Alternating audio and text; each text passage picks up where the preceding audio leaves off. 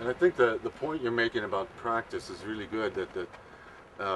So much of the great story of how the buffalo jumps worked is it'll never happen again. There won't be wild herds that are out there on the landscape. There won't be people dressed in disguises of wolves or calves out trying to round them up and move them into a big drive lane system and get them to a cliff. And of course, we'll never have buffalo pouring over a cliff again. And so a lot of the knowledge of that can fade easily because you can't practice it anymore. No one can do this ever again, and therefore say, here's how we did it. So we have to use all the old information that we have and try to preserve that. And that's one area where I'd like to think that archaeology can help complement what we learn from native elders today and from oral history. Right. Because oral history tells us a lot of the old stories, but some of the fine details of how did a buffalo jump work and when, things like radiocarbon dating tools and stuff. I think one of the things is important that we got to realize is when you hear creator's story and how we're created, how the old people talk about creator's story and how we're created.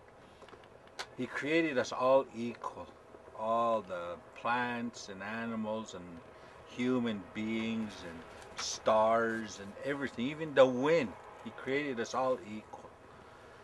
But after he created us all equal, then he gave us a practice. And this practice was to all coexist and survive together. But when we coexist and survive together, there's a system that's part of that coexistence that allows us to be connected to the land, but at the same time allows us to do things. Okay, so I think it's important that in our culture, songs are like paper. Okay, you might have a paper that says, here's my driver's license, my authority to drive. But I might have a song that says, here's my authority to also drive. So that's the difference between oral culture and a written culture. So in an oral culture, that system that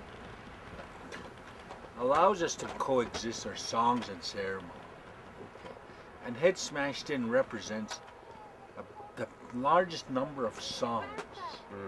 So when we're talking about practicing to say, we have to practice the buffalo dance, then the song goes with it. So we're maintaining not only our practices, but the languages, our belief system, our sovereignty, and who we are. I think those are goes right into the core of who we are. The stories are one thing and the songs are one thing because those are part of the practices, but I think the vital link that we were able to look at when it Head Smashed In is the archaeology.